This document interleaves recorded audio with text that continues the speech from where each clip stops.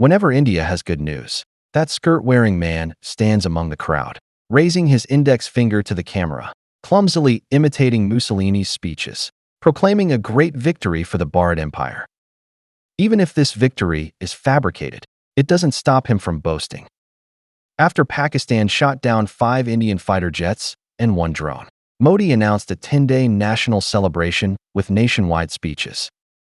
The New York Times and other Western media extensively reported India's falsified military achievements, but BJP media accused global media of bias against India.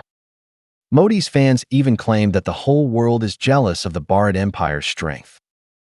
Such antics were too much even for U.S. President Trump, who publicly confirmed that India lost 5 fighter jets. Well, he must have been paid by Pakistanis or Bangladeshis to defame India. Did Pakistanis and Bangladeshis pay Trump a truckload of cow dung to make the president of the most powerful nation on earth, billionaire Trump, willing to smear the Bharat Empire? Or is it that the US and Trump are jealous of the Bharat Empire's mighty national strength, so they side with Pakistan? But after Trump openly insulted India and announced plans to develop oil with Pakistan to sell to India, that man known for his toughness remained silent. Against the opposition, he is ruthless, using judicial means to suppress them. Against the Canadian Sikh leader, he brazenly sent agents to assassinate, disregarding international law and political ethics. Against Muslims persecuted by Hindus, he chose to shield the rioters, leading to his U.S. entry ban. With the wealthy, he opens his arms, attending wedding parties. With poor children, he uses barbed wire to keep them at bay, ensuring his safety. This is Paki Sharma's perfect man, the political strongman Modi.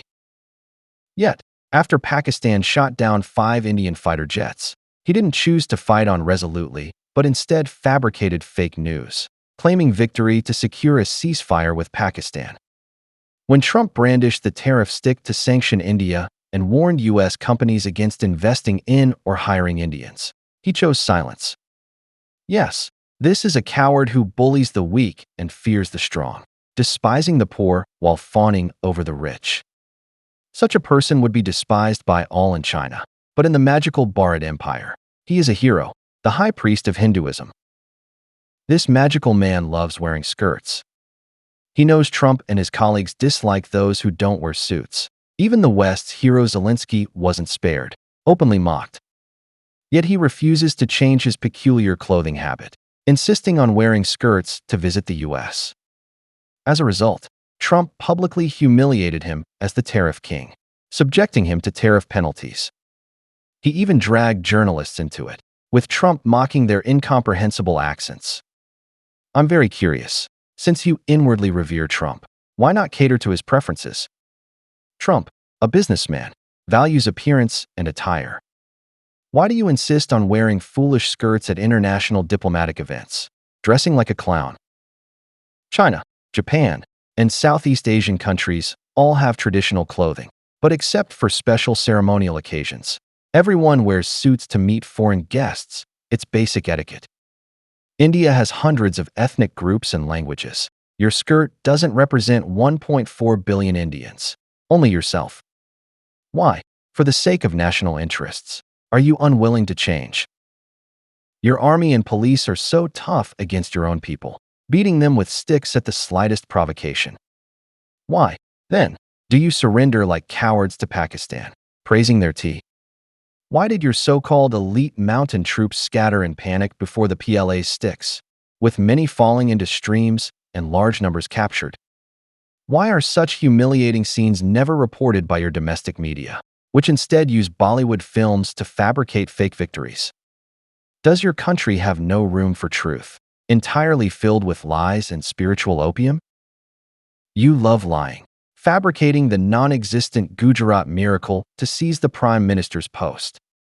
Your subordinates follow suit, lying about advanced defense technology, Tejas fighter jets, Arjun tanks, Vikrant aircraft carriers, Dhruv helicopters, Agni missiles, and Arahant nuclear submarines, all jokes in human military history.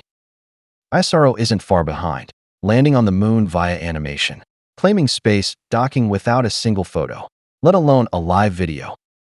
Your country's credibility, like GDP mixed with cow dung, is a global laughingstock. I want to ask Modi, you, a political strongman, why don't you speak out against Trump's humiliation, calling on Indians to resist U.S. economic oppression and political blackmail? Is there a watchdog instinct in your genes, preventing you from barking at your master? Your masters have changed from Mongols to British, then from British to Russians, and now to Americans. Do your genes have a live-sensing ability to identify the U.S. as the current master? When you rant in temples, didn't your gods tell you that the Bharat Empire invented AI, airplanes, and satellites in ancient times?